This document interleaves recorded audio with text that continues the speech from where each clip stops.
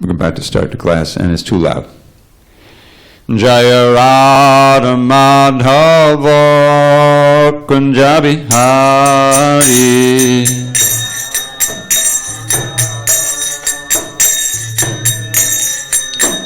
Jaya Radha Madhava Kunja Bihari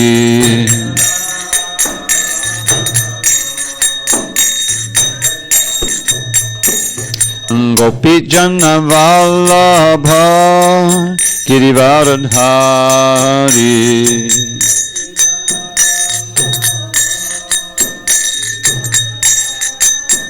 Jai Gopi Jana Vallabha Girivaradhari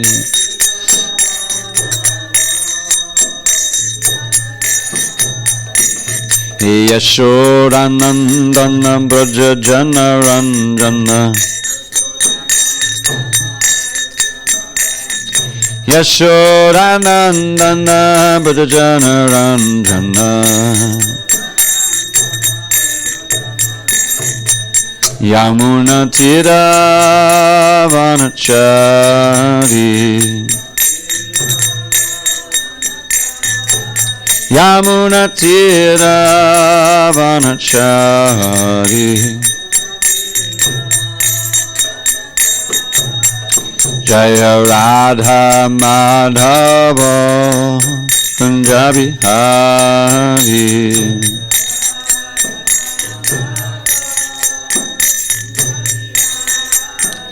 Jaya Radha Madhava Kunja Bihari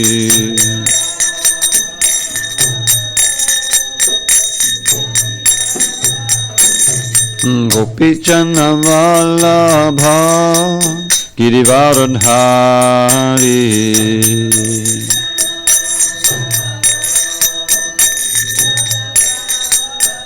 Jaya Gopi Jana Vallabha Girivaradhari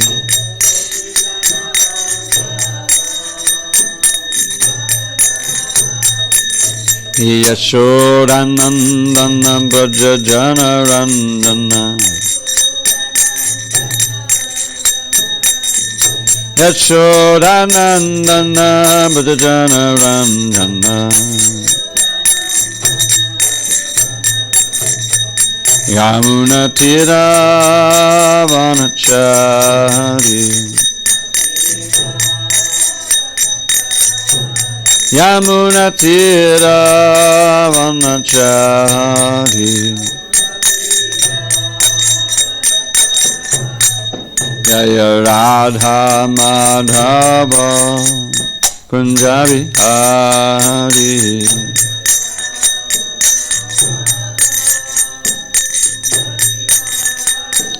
Jaya Radha Madhava Kunja Bihari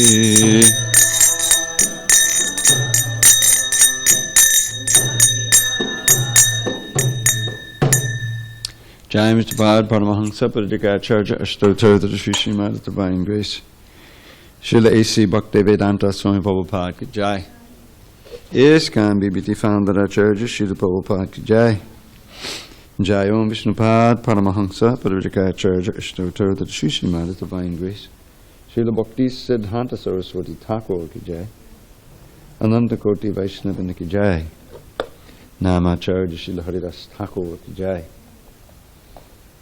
Srimad Bhagavad Gita, Grantaraj Srimad Bhagavatam Ki Jai, Samaveda Bhaktivinoda Ki Jai. All glory to the assembled devotees. All glory to the assembled devotees. All glory to the assembled devotees. All glory to Shri Guru and Gauranga.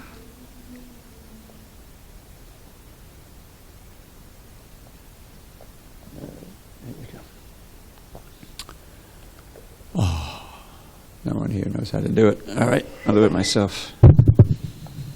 Hare Krishna. Where is everybody?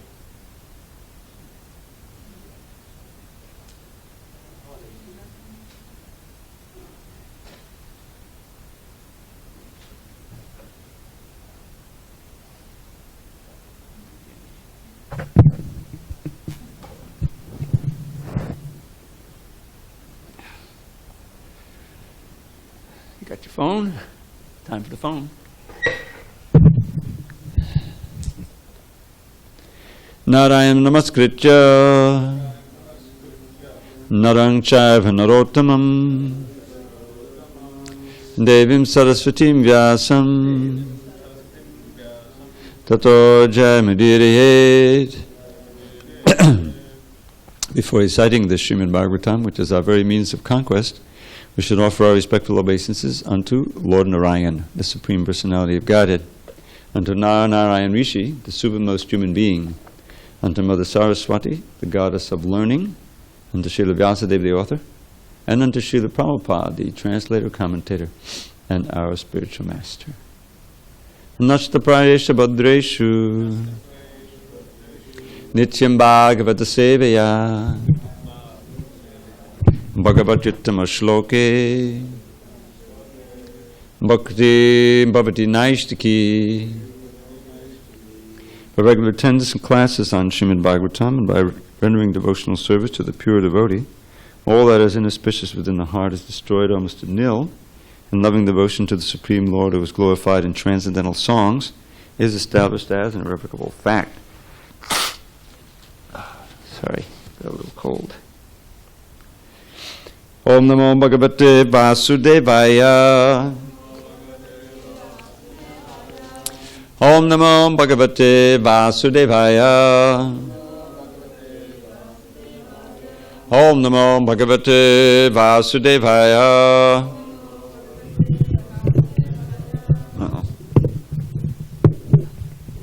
This is finished. Yeah, that way. Thank you. Finished now. Luckily, I have another one in my closet. I have to bring it over. Okay. On this first day of December 2019 in SanDiego, we're reading from Srimad Bhagavatam, translation and commentary by His Divine Grace A.C. Bhaktivedanta Swami Prabhupada. We are in Canto 4, entitled The Creation of the Fourth Order, Chapter 21, Instructions by Maharaj Prithu, text number 6. And we don't have a verse on the board. You have your verse. Sorry. There's a book. And I have, hold on, I have my phone. You don't have anything. You'll have to look on it. Yeah, give me a second. I'll cue this up. Gee, we haven't seen Sant Jamal. What's going on with him? Okay. And it's 4:21:6. Okay, just give me a second here. I didn't think. 4:21:6.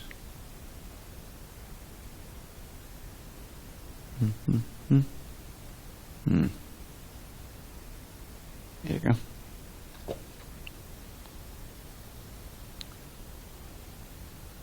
Okay, here we go. You ready? Pujita pujayam asa tatta tatta mahayasha pauranjana padang stang stan pritak priyavarapradaha pujitak pujayam asa tatta tatta mahayasha pauranjana padang stang stan pritak priyavarapradaha pujitak pujayamasa tatta tatta mahayasha pauranjana padang stang stan pritak priyavarapradaha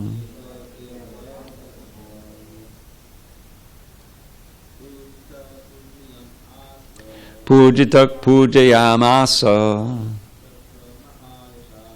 tatta tatta mahayasha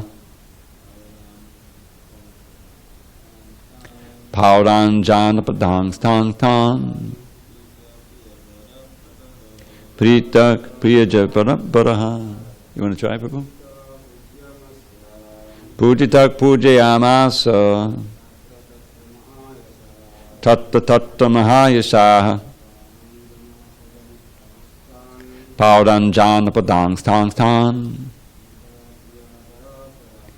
pritak priyavarapadaha. Go ahead. Go ahead. Try it.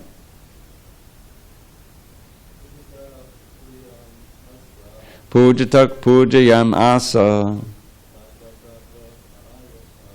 tatta tatta mahayashaha paudanjana padang stang stan pritak priyavarapadaha. Ladies? Neither lady? You don't want to try either? She won't do it. Forget about her. You won't. You haven't done it yet. So if you don't want to do it, then I'm going to read the synonyms. Okay. Pujita, being worshipped. Pujayam asa, offered worship. Tattva tattva, here and there. Mahayashaha, with a background of great activities. Paudan, the noble men of the city. Jana padan, common citizens. Tan tan, in that way. Pritaha, being satisfied. Priya varapradaha, was ready to offer them all benediction. Translation. Both the important citizens and the common citizens welcomed the king very heartily, and he also bestowed upon them their desired blessings. Purport. A responsible king was always approachable by his citizens. Generally, the citizens, great and common, all had an aspiration to see the king and take benediction from him. The king knew this, and therefore whenever he met the citizens, he immediately fulfilled their desires or mitigated their grievances. In such dealings, a responsible monarchy is better than a so-called democratic government in which no one is responsible to mitigate the grievances of the citizens, who are unable to personally meet the supreme executive head.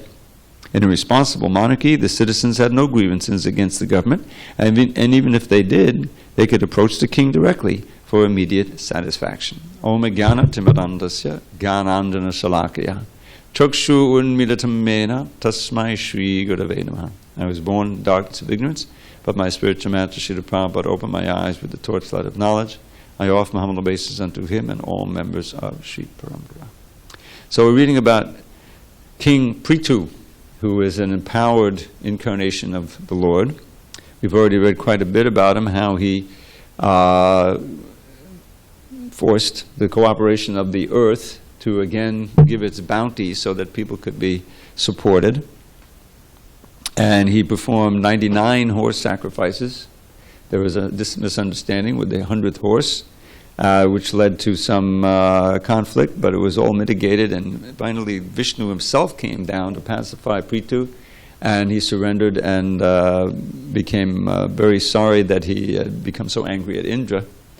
And after all of that, which apparently took place outside the city, because they have these vast sacrificial arenas, they're outside the city.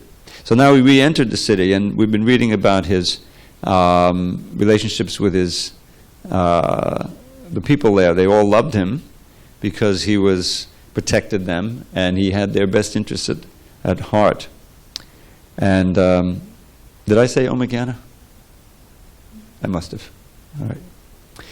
So what we're reading here is a little glimpse into what it's like to live under a God-conscious king, someone who's actually a devotee of the Lord, in this case, very advanced devotee, empowered by Krishna, and his whole purpose in ruling over the people is not to exploit, but rather to protect and to see to their welfare.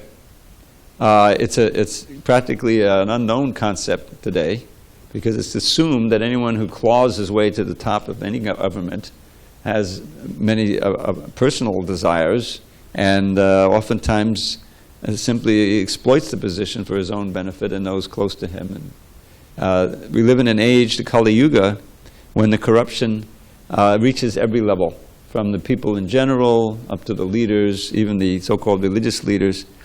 And so it's a difficult age to practice any kind of yoga or any kind of serious religion. But into this age came Sri Chaitanya Mahaprabhu, the Yuga avatar. And he's Krishna himself, come to teach the mass of people how to approach the Lord in a practical way, in the easiest, most efficacious form of yoga. Bhakti yoga centered on the chanting of the holy name. And so when Rupa Goswami first met him, he said, he recognized that this is actually Krishna. It says, Maho Mahavadanyaya Krishna Prema Padayate Krishnaya Krishna Chaitanya Namne Gauratujaye Namaha. I offer my obeisances. Namo. Now this word Namo, I will, for those who haven't heard this before, it's very interesting because we say this word so many times during the day, both while physically bowing down and even singing the songs. What is the inner meaning? Now, to offer obeisances. Okay, so we're bowing down. But the whole exercise, as everything we do, has to do with the consciousness with which we do it. And these, can we see if the incense is turned over? It probably is, but I'm just feeling there may be some. Namo is made of two syllables, na and ma. And we learn from the Padma Puran that the most deepest and most complete form of obeisances is actually dandavats. It means falling like a stick.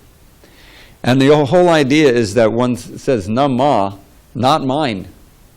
Not mine. What's not mine? My body, my mind, my words, my wealth, everything. Just like in that song by Bhaktivinoda Thakur. My home, my family, my wealth, everything, I dedicate unto you, Krishna. This is Krishna consciousness.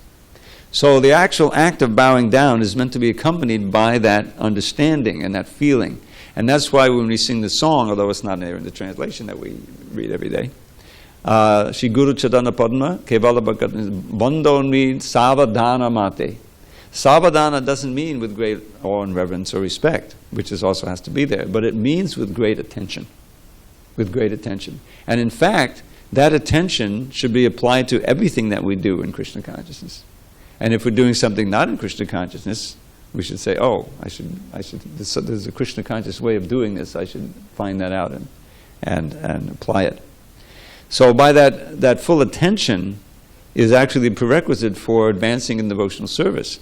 The first process of devotional service is hearing. And, this we learned in 3rd grade. Pay attention. Don't daydream. You're learning something. Is good. Paying attention or focusing on the sound or the teachings that are coming down is necessary for material as well as spiritual advancement. But especially spiritual advancement and progress, that attention, as we know, that's one of the 10 offenses against the holy name, to not be attentive while we're chanting the holy name. So here we learn Pujita Pujayamasa. So he's being worshipped by the praja, the citizens, but he's also worshiping them. He's honoring them as well. And bestowed upon them their desired blessings. So the main blessings that any group of citizens desires is to be protected and to be nourished, not only physically but spiritually. They should want that. And that's another responsibility of not just the head, the king or the president, but the whole government in the Vedic culture, is to see that the Varnashram program is going on nicely, that people are engaged according to their psychophysical nature, that's the Varna, and the ashram, and then that they're moving through and progressing in devotional life. Because the whole thing has meaning when Krishna's in the center. That's the Daiva in the Daiva Varnashram. We learn right at the beginning of Bhagavatam in the 2nd chapter, what is this Varnashram? Atak Pumbir Dvija Shrestha Varnashrama Vibhagasha Swanustitasya Dharmasa Sangsidi Haritoshanam. That the Varnas, which are broken up into the Brahmins, the Kshatriyas, the Vaishyas, and the Shudras, the intellectual class, the teachers, those who perform the puja, they're meant to guide the Kshatriyas. Kshatriya, the very word Kshatriya means to protect from harm. This is the prime duty of the executive head of the king, president, monarch, whatever you want to call him. And there are also, many others who have that fighting spirit, who are good managers, who have what we call charisma. but it has to be harnessed properly, because that can lead to despotism. It can lead to trying to exploit their position. That we've seen in the latter days. This is why monarchy has been outlawed, because it became corrupted. But we find that the so-called democracy can also become corrupted. Anytime there's power and money in the hands of someone, there's the temptation to utilize that for increasing their power and their money, and not really for protecting. And that's the corruption. We see that all over the world today. So what prevents that? The purity of the Brahminical class. The Brahmins are meant to be the head of society. And they're meant to be austere. As Prabhupada told us right on, renunciation or austerity is the wealth of the Brahmins. Why is that? Because then they can't be bought off. Prabhupada would tell about Chanakya Pandit, who was a famous advisor to King, I think, Chitragupta or Chandragupta, I forget the name. One time he gave some advice to the king, and he neglected it, and so he quit. Chanakya Pandit quit. He was he didn't need the job. He wasn't dependent on the king for his maintenance. He's ready to live very simply and austerely. And that means that he can give the advice that really needs to be given. Nowadays, the intellectual class is bought off. You have the pharmaceutical companies paying off doctors in universities to lend their name to skewed studies that are supposedly validating certain drugs that they produce, because their whole purpose, these pharmaceuticals, is not to make you better. It's not to cure your disease. It's to treat your disease from now to eternity with expensive drugs. They want to keep you sick, but well enough to pay for the drugs. So it's completely corrupted. But how are they going to get, to get the credibility for the drugs? They need doctors' endorsements. So pay them off. Doctors are, intellectuals. They've been through school and so forth. They have. This went on with the tobacco in the 50s and 60s and up to the 70s. Where I said, well, we have a doctor's report here that cigarette smoking has not yet been proved to really be harmful to your health. People are choking, it's crazy. Till finally, they forced him to put the notice on the board. This is before they actually, that was the first thing. The government said it has to be on every package. Cigarette smoking is hazardous to your health. But they were still able to advertise, without that. So anyway, it was a great struggle to try to get cigarettes designated what they really are, as harmful as they really are. Because the government is so corrupt. That means that the Brahminical class, there's always intellectuals, there's always people who have charisma, fighting spirit, there's always those who are really good at making money or farming or banking, and the vast mass, there's always people who are good with their hands, right? They're Sudras. That's in every society. It's always there. But that's not really Varnashram, or the Varnas. The Varnas, it makes sense when Krishna's in the center. That's why this verse that I read says, Atak Pumbha Dvija Shrestha. This is a sutta speaking to these best of the Brahmins, the sages at Naimisharanya who gathered here. Varna Ashrama Vibhagasha, in the divisions of the Varna and the ashrams are very important too. You have the students, the brahmacharis, the grahastas. The grahasta ashram means the household is meant to be for spiritual advancement. Vanaprastha, retired, and sannyas. So, but Varnashram Svanaschitasya Dharmasya, nicely performed. Remember doing their duties very nicely. But the criterion is of success, if it's good or bad, is Haritoshanam, whether Krishna is pleased by it. If it's just some material organization, this is what the communists try to do.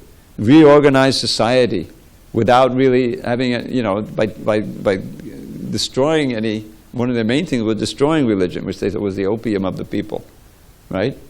So, but materially, what happens? You still get a managerial class. You still get people who are exploiting. You get your Stalins and your Lenins. They're not real Kshatriyas or Brahmins or anything like it. So the whole thing was rotten to the core, and it collapsed. The whole idea of communism collapsed in '91. There's still people who call themselves communists, but they're capitalists. Capitalism also is empty. It's self-destructive. I mean, capitalism is built on growth. You invest your money so you want it to grow, your business to grow. Well, how can every business grow? The earth is finite, right? The earth is finite. You can't continue to expand and everybody drive a car and a Lexus and whatever. It doesn't work that way. The earth is limited. And if it doesn't grow, then it collapses. So you can see that it's not the proper thing. Balance is the thing. Is balance and respecting nature and living a simple living, high thinking, which can only come when Krishna's in the center. So you see how important it is to have a proper king. This was preceded by the example of his so-called father, Vena, who was an incorrigible demon, actually, insisting that he was God and stopping the Vedic sacrifices and persecuting the devotees. This was Vena. So this we find all over the world today. People they may read the 16th chapter. It's so Bhagavad Gita. It's so illuminating that I'll perform a sacrifice in name only. This is the word damba, which is the first quality of the demons. Is artifice, is faking it, lying. When everybody is lying, then there's a tremendous amount of anxiety. If you have no access to the truth, what's really going on, then there's no possibility of having a peaceful society. Everybody is simply confused about what's the right thing to do, what's going to happen next. This is what we have today. Everybody's lying. It doesn't work that way. So where are we going to go for the truth?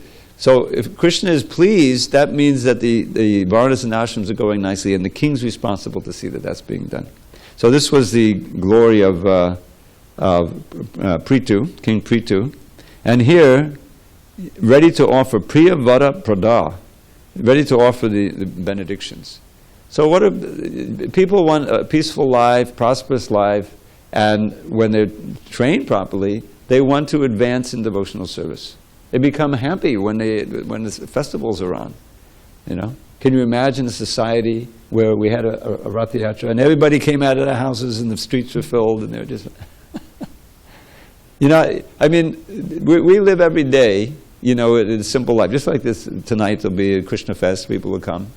And we'll have the chanting, we'll have a little talk, and we'll have prasadam, and there'll be music and maybe kirtan afterward. And people go home and they feel really good. No liquor, no drugs, no sex, the whole thing, loud, ugly, horrible music. No, mode of goodness.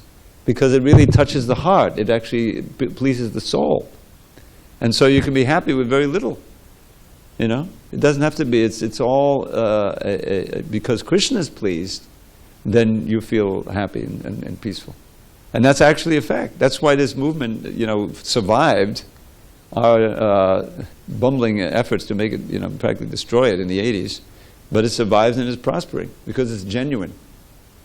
It genuinely gives the solace for the soul. And you can feel living, simply, but with strong Krishna consciousness and nice kirtan and everything like that, you can be satisfied with practically nothing.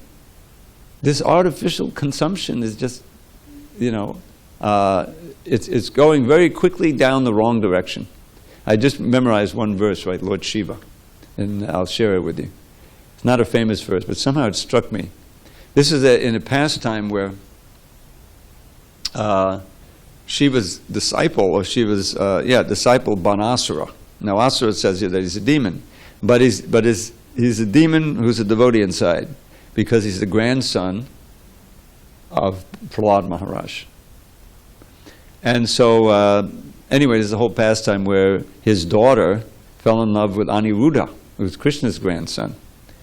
And by mystic power, she was able to bring him, her friend was able to bring him into the inner quarters of Banasura's palace, and they're having, a transcendental affair right there in the middle of the palace. And they're supposed to be guarding, nobody can approach, and there he is. So Banasura kind of freaked out, and they arrested him. They were able to arrest him at great effort. And so all of the Yadus and everybody started going, we got to go rescue Aniruddha. So they all came, And so it ended up that Krishna's Narayana Jwar was fighting with the Shiva Jwar. The Jwar means fever. It's a heat weapon and a cold weapon. Anyway, make a long story short, Krishna's, of course, the Narayana Jwar was successful. And Banasura had 1,000 arms, and he pleased Shiva. Who remembers how he pleased Shiva? Drumming. He's drumming with 1,000 arms, and Shiva likes to dance, Tandava Nritya, So he became a favorite disciple of Shiva, and he blessed him. So now he was in danger of being killed by Krishna, because, And so Shiva comes up after being defeated. His weapon was defeated. He was defeated by Shiva, by Krishna. And he offers these prayers. So this is near the end of his prayers. So he says, Yas Tvam Visvajate Martya Atmanam Priyam Ishwaram Viparhiyendi Artartam Vishamat Yamritam Chajan. It says any mortal being, in other words, human beings who die, human mortal beings, who reject you, who are their very self and dearmost friend and master. Now this is a great word, viparhiyendri artatam, for the sake of sense gratification, the object of the senses. They reject Krishna, reject everything, and just for the sake of sense gratification, which is anything but dear, and they're exactly the opposite of Krishna. It's like rejecting nectar and eating poison. Very graphic. Visham atti means to eat poison, and amritam tyajan, rejecting nectar. So this is really the situation of everyone in this world today. And devotees also who are aspiring to advance, we should know that that's the choice we have. And I was thinking about this, maybe I'm going to mention it next time I give a Sunday lecture on next week.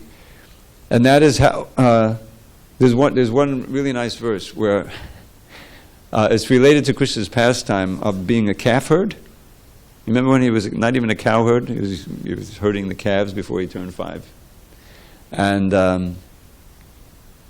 or after he turned 5, before he turned 10, whatever. And so there's a prayer by Rupa Goswami. He says, Api spara mode pratibada sudako timarore purana gramanta bhatita balila rasadare manovatsak patam vishiya vishagate vishati me kripa yashyaturnam dhammayatamamam tarnakapate. So he's saying, my dear Lord, although the accounts, nectarian counts of your Leela are flowing through the Puranas headed by Bhagavatam, just like a nectarian river, the calf of my mind has wandered from that nectar river and gone into a little ditch to drink the poisoned swill of sense gratification. Please take your stick of mercy, O calf herd, and bring the calf of my mind back to that river of nectar that is emanating from your lotus feet and contains, wonderful vibrations of your pastimes. So I was thinking of that word Vishya, Visha, Garte. Garte means a ditch. And Vishya can mean two things. It can mean subjects, and it can mean sense gratification. And the word Vishya means poison. So since he's speaking of sound vibration that is present in the Puranas, and it constitutes a river of nectar, and that's where the calf of our mind is meant to constantly drink. When we wander away from that, it's just like this verse, we're rejecting nectar and eating poison. Vishya Vishagarte. So what is it about poison that's so scary is that it hides. Poison can be mixed into a very attractive food. That's why it's dangerous. If you see a bottle of poison, it's not very dangerous because he'll do everything to get it rejected. But when some murderer pours that, sprinkles that poison or pours that poison into food that you like, that's when it becomes dangerous. And that's exactly what all this sense gratification is. It's Maya's allurement. Come on and join me. I'm sorry, I got to tell this story. So I'm listening to this lecture. Prabhupada's speaking in L.A. at the big temple. Many of you have been there. You were in Watseka, you saw it. Did you see the L.A. temple on your way down? Yeah. So Vishnu Jan is there, and all the early devotees in probably 70, 71, something like that. And he's giving his lecture, and all of a sudden you hear these little bells in the background. And they're not ringing bells of Arti. It's the ice cream man coming down Watseka, drinking the bell. So finally it gets a little louder, and Prabhupada asks Vishnu Jan, what is that? What does that sound? He So it's Prabhupada, that's just the ice cream man. He's coming to attract the children like that. Because, yeah, this is Maya, And he's ringing that bell, and then Prabhupada sings, says, come on, enjoy me. Come on, enjoy me. And become entrapped.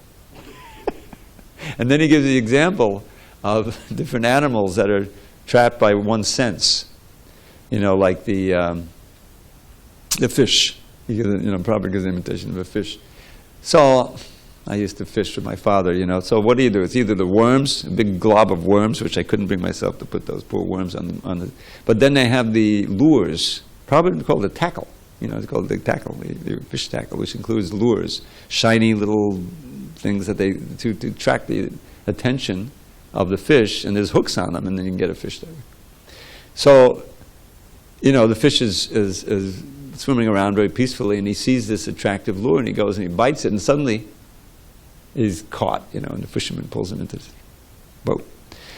So that's that, and the elephant, he gave the example, is attracted. How do they capture an elephant? Not easy, So he said they dig a big ditch, and on the other side of the ditch they have a nice young female elephant, and they wait until the male elephant comes and he's attracted to the female, and he falls in the ditch. And gradually they subdue him and they tie him up and they got an elephant. So the deers like the flute sound. So the hunters learn to play the flute a little bit, and they go out in the forest and they'll play that, and the deer will come by and just hear, boom, and they shoot them. So each of these animals, they have one sense which especially attracts them, and which they, those who want to capture them, use to entice them and capture them. But we have all the senses active. All of our senses can be attracted to some form of Maya and become entrapped. So this is exactly why it's Vishaya, is why the sense gratification is poison. Because it's hidden, and it seems attractive, and it seems a source of pleasure, but it's actually the source of bondage. And bondage means pain, suffering, because you have to come back again to try to fulfill that unfulfilled desire. So what are we to do? We have to become attracted to Krishna. And Krishna makes it easy. He approaches us. Lord Chaitanya went out to the conditioned souls of this age. Nityananda was his most merciful representative, right? He didn't wait, to see, well, who's going to come? But he actually went out in order to try to interest and attract the people to Krishna. And because Krishna is all attractive, that it's possible, especially if we take to chanting the holy name, that our mind can be attracted to Krishna. But it's not usually completely attracted to Krishna. There's still all of these latent and desires for sense gratification. So that's where the sadhana comes in. The sadhana, which is purification, which is under discipline. And that's why it's so important to find a teacher, someone who you trust and surrender to. Surrender means that I want to do this, but I won't because the teacher doesn't like it. Or I don't want to do this, but I will because the teacher wants to. And the perfect example is Arjuna himself. He's representing us. He really didn't want to fight the war, because on the other side were all of his dear relatives, his guru, his grandfather figure in Bhishma Dev, and all kinds of other relationships. But who cares about the kingdom? It'll be soaked with their blood. How can I enjoy it? He had all these arguments, many of them based on the Vedas. And so, his head was serving his heart, his gut, which is, I don't want to fight.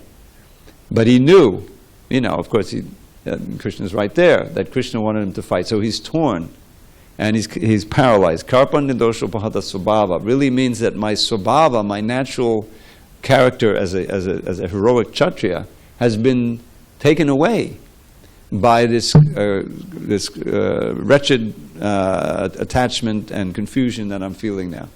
So in this mood, I'm surrendering to you, O Krishna, as a guru, not as a friend anymore, and I'm prapanna, and therefore please instruct me. I'm your shishya. That means I agree to be controlled by you. Because our mind is now controlling us, and our mind is our worst enemy. It's not a good guru. And so we have to give that control over to the highest authority. That's why it is always necessary to find someone like that. Otherwise, it's very difficult to, on our own, practice the sadhana, because the Maya is too strong. So, back to King Prithu. he is the greatest, a wonderful representative of Krishna, and at the same time, he is the perfect student. He's going to give instructions here in this chapter, but the next chapter, he's going to take instructions from the 4 Kumaras. And it's a very special chapter. Maybe it's special in my mind because it's one of the first ones I read as a proofreader. And a proofreader really pores over everything. This is 1973 or early 74. And I was just completely taken with those instructions. One of them stands out. One should mold his mind and mold his life in such a way that he cannot live in peace without drinking the nectar of the glorification of Krishna. And then there's a famous verse near the end of the instructions. Prabhupada will quote this verse: Yat para pangata palasha valasa bhaktya karmasha yam gutitam udgutayanti santa tadvanna riktamatayo yatayo piruddha sroto ganastamadhanam bhaja vasudevam. Worship Vasudeva. So the instruction there is that the pleasure, the spiritual pleasure that comes from serving the toes of the lotus feet of Krishna, that pleasure is what cuts off the knots of desire in the heart for Maya. Pada pangata palasa bilasa bhaktya, through bhakti. Karamashayam gotitam, they're like knots in the heart. This aspiration for fruitive activity and sense gratification. Udgatayanti santa, for the saints. This is what makes a saint, is that he serves Krishna to the best of his ability, glorifies Krishna, and in this way purifies his heart. Krishna purifies his heart from within. But by contrast, those great jnanis and yogis and philosophers and anyone else whose heart is devoid of bhakti, rikta matayo means empty. Hearts are empty of bhakti. That no matter how hard they try, they cannot push back. Eventually, the waves of material desire overtake them, and therefore you are advised to worship Vasudeva Krishna. That's practically the final instruction. So these Kumaras, they travel everywhere, just like the Yogendras, and they teach bhakti. They were slightly impersonalist at first, but when they saw Narayan and Vaikuntha, they transformed into great Vaishnavas, and they have their own sampradaya, and they are they act as one as the Mahajans. A Mahajan are great souls who are repositories of Bhagavad Dharma, and they're one of them. Generally, Sanat Kumar speaks for the 4. So this is our coming attractions. In a few weeks, we'll be immersed in those instructions, very important instructions. Any discussion on any of these points? Maharaj Prithu as the ideal king, and the responsibility of the leaders to help the people advance in devotional service as well as protect their material life. Very great responsibility. Okay, let's end on a light note. What does it say? Madhuram samarpaya. One should end with something sweet. Okay. About this verse was saying that something like the king should be available to meet with the citizens and pacify them. That's what it says here.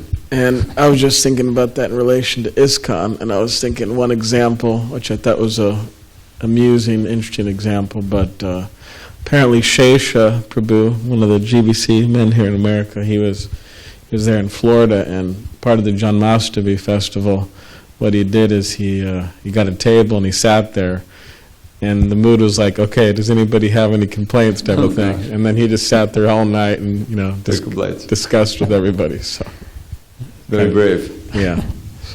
Yeah, as I read that, because I read a little bit this morning to kind of prepare, and I was thinking, wow, that comes up again. What comes to mind is in Dwarka, when Mahavishnu wanted to draw Krishna and Arjuna to come to see him. So there's this Brahman, and every time his son was born, he had all these sons, they would die right away. And the Brahman is complaining to Arjuna, who's a representative of the ruling, group. What's going on?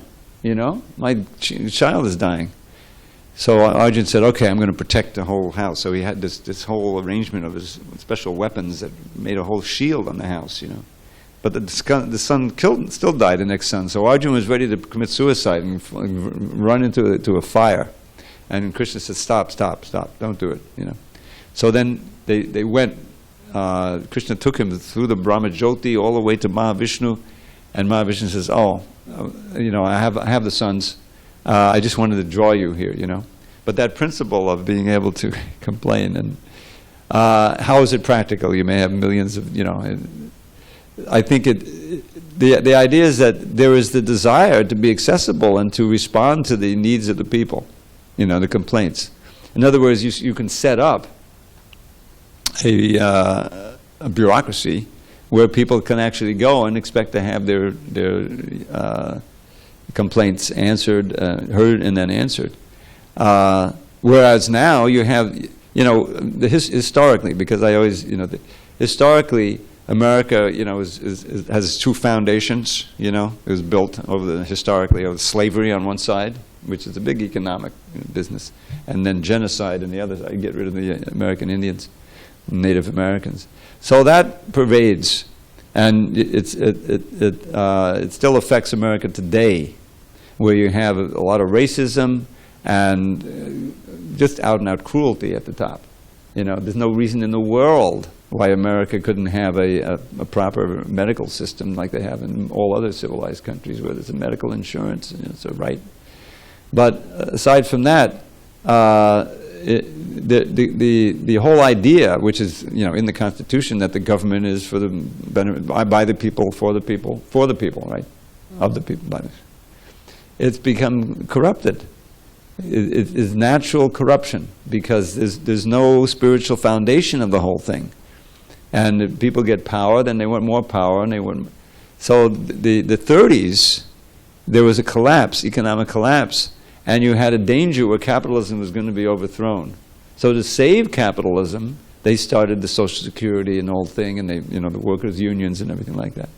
And for a while, economically, after the war especially, there was a lot of prosperity, and people, things are going okay.